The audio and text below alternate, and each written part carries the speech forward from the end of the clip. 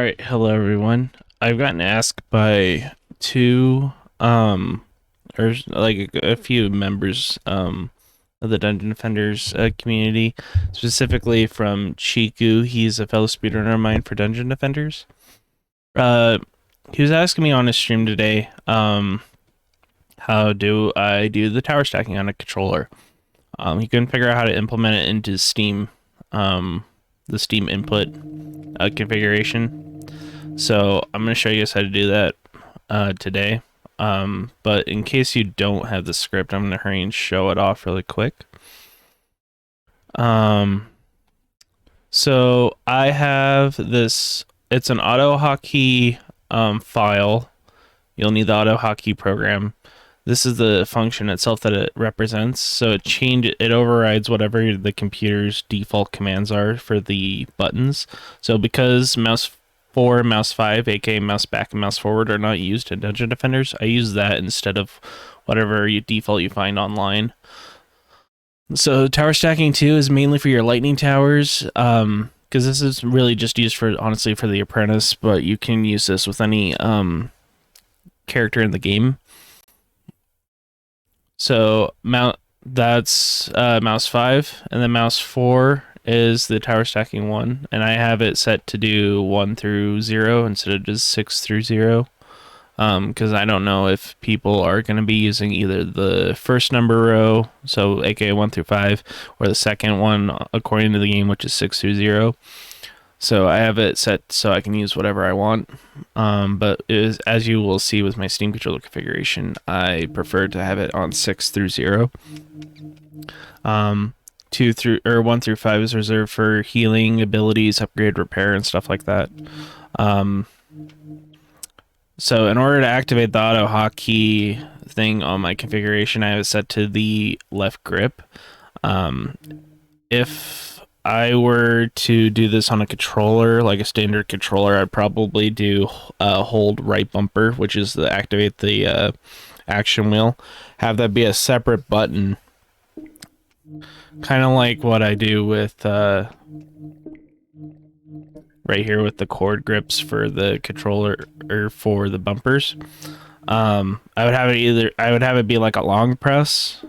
So I would add this, probably move the slider, the long press time slider down to probably like underneath the G or something like that. So that I would hold it, it would activate it, and then while it was being held, and all you have to do is set it to like none or whatever, right? Or you,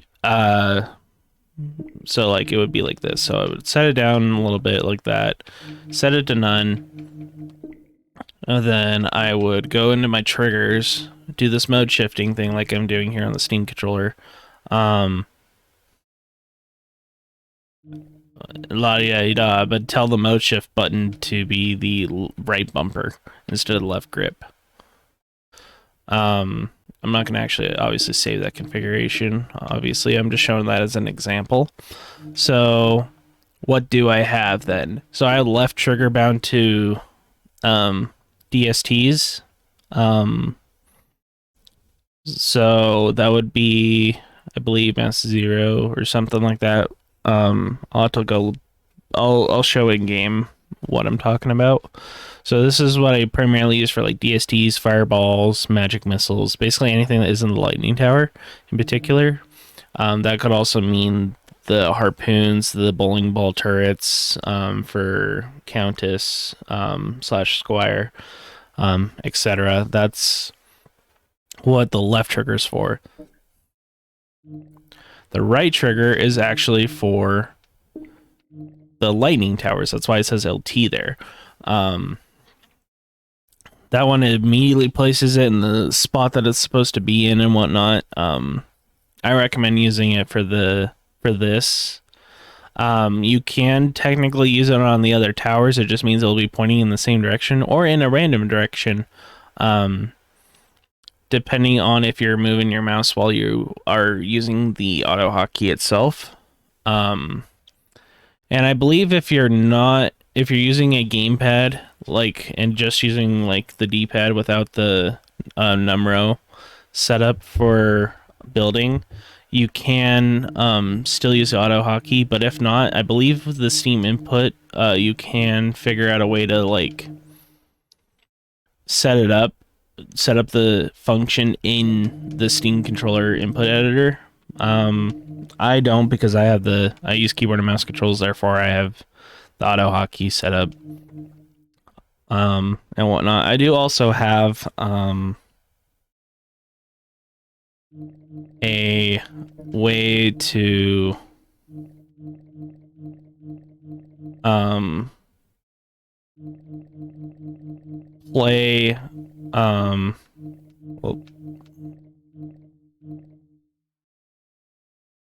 I have a way to play with extra with basically all the hotkey setups. So I can change my radius for the auras here. I can also change their size here with the triggers.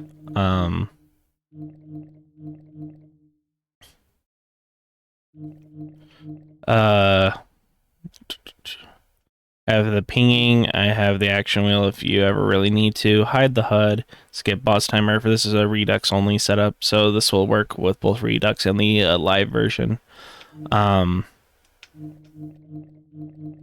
Which will be nice.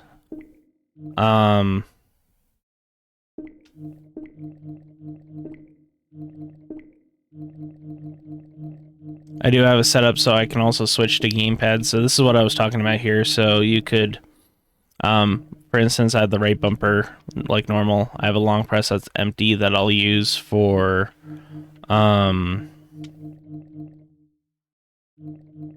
basically for whatever. So I believe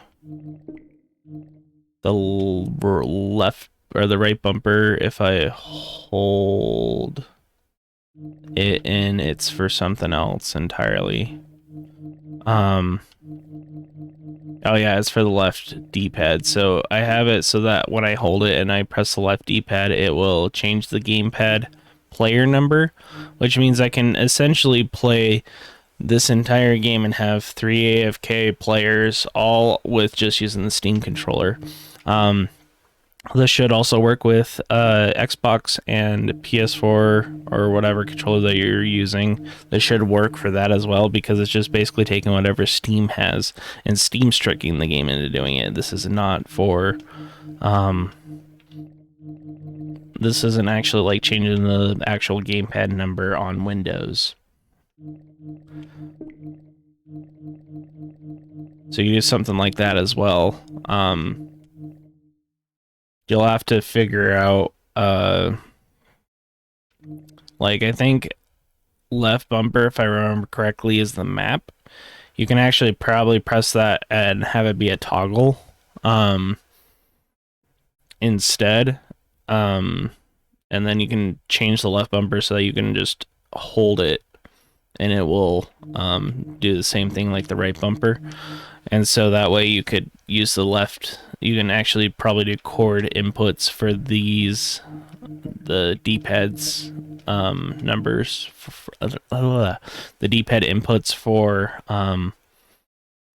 the AutoHotkey script itself, or doing the character swapping, just as a little thought.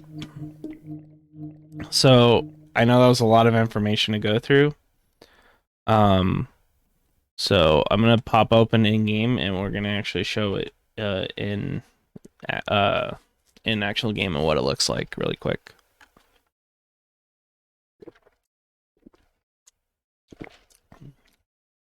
I haven't booted this up in a while, so I don't know if it's gonna be doing anything special.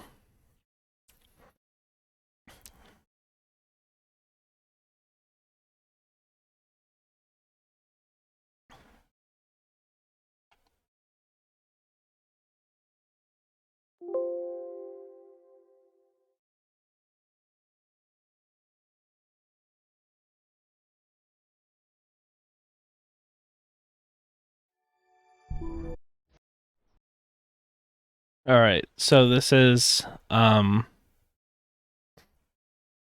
it's loading big picture mode, so it loads the configuration. You can do this without loading in big picture mode, so it's not going to be a big deal. Loading into TrendyNet. And I'm going to show this off with my DPS. Actually, no, I'm going to actually show this off with my actual tower builder. So the only kicker is if you're going to do this, you have to be the host. So, which means you have to be the one to build. It's not going to be for the faint of heart. So, let's say a buff beam is like right here or whatever, and you want to build a few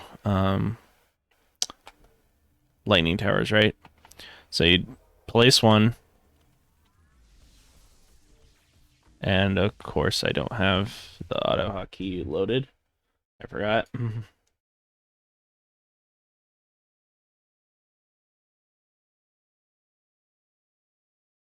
Okay. Okay, now it's loaded. You can see the little H right there. And it'll say what it's loaded.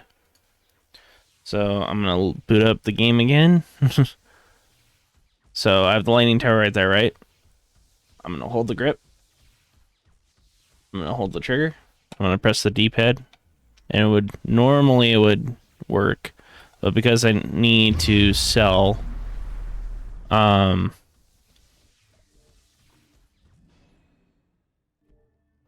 need to sell it first. So now I would hold it, and now I can spawn lightning towers right there, right? As many as I want. But now I have to sell them all because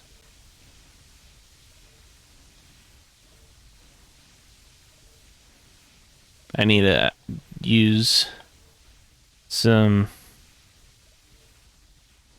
defense units for this other thing. So, say the buff beam is still here, right? And you want to place some DSTs there. So you got that right there. And